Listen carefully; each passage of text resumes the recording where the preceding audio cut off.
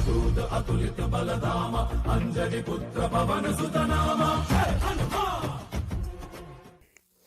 जय महादेव। एक मित्र ने प्रश्न किया है कि इस संसार में अंडे की उत्पत्ति तभी होती है जब रज बीज एक साथ मिलता है, तो ब्रह्मांड के उत्पत्ति के समय हिरण्यगर्भ वो सोने का चमकीला अंडा आया कहां से? आधुनिक विज्ञान कहता है कि जब ब्रह्मांड में कुछ भी नहीं था तो पूरा ब्रह्मांड एक बिंदु में समाया हुआ था और ऐसा कुछ हुआ कि वो फैलने लगा और फैल के फट गया, जैसा कि मैंने आपको पिछले वीडियो में भी बताया था। आधुनिक विज्ञान ये कहता है कि वो जो फैलाव था, एक सेकंड के करोड़वे के करोड़वे के करोड़वे के करोड़वे हिस्से में जितना समय होता है उतने देर में ये सब कुछ घटित हुआ। ईश्वर ने संकल्प से उस अंडे को उत्पन्न किया था। आप या ऐसा कहें कि वो अंडा शाश्वत है, वो हमेशा से है।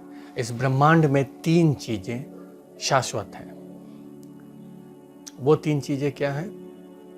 ऊर्जा, अवकाश, अंधकार। ये 3 चीजें शाश्वत हैं। तो वो जो अंडा था वो ऊर्जा से बना था, विशुद्ध ऊर्जा से। कुछ मित्रों का प्रश्न है कि फिर आत्मा कहाँ है? आत्मा भी ऊर्जा स्वरूप ही है मित्र। आत्मा विशुद्ध चैतन्य ऊर्जा है। ऊर्जा शाश्वत है। ऊर्जा का कभी नाश नहीं होता है। ऊर्जा का सदैव रूपांतरण होता है। प्रकाश अंधकार भी शाश्वत है। अंधकार का कभी नाश नहीं होता, बस प्रकाश आने से वो कहीं छिप जाता है। और अवकाश भी शाश्वत है, जिसके गर्भ में ये पूरा ब्रह्मांड है। उसी अवकाश को महाकाली कहा गया है। हमारे प्राचीन तंत्र ग्रंथों के अनुसार ये पूरा ब्रह्मांड महाकाली के गर्भ में है।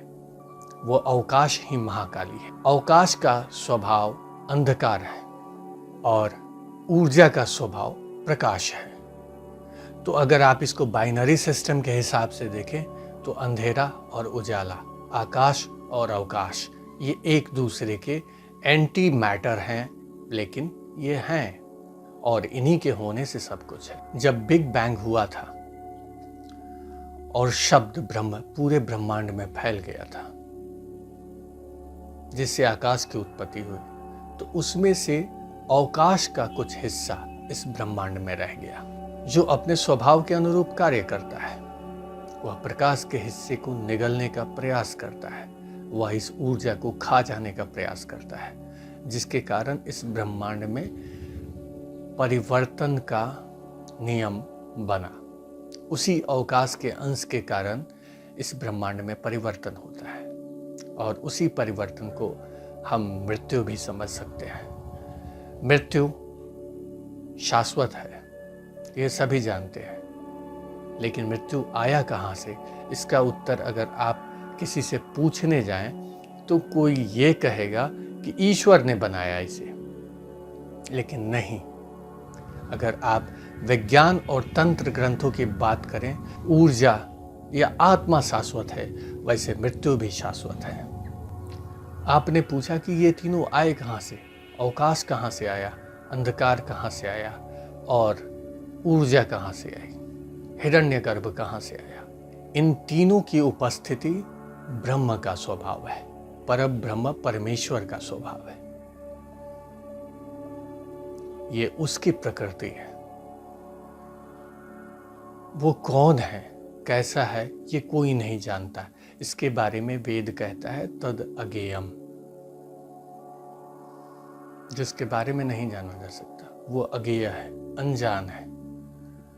उसको नहीं जाना जा सकता कि कौन है, लेकिन हाँ, उसके स्वभाव को देख करके हम उसके अस्तित्व का आकलन लगा सकते हैं। अंधकार और प्रकाश दोनों उसके स्वभाव हैं। ऊर्जा और अवकाश दोनों उसके ही स्वभाव है। तो इस संसार में जो भी तुम्हें अच्छा दिखता है, जो भी तुम्हें बुरा दिखता है, वो सब कुछ उस पर ब्रह्म का स्वभाव है।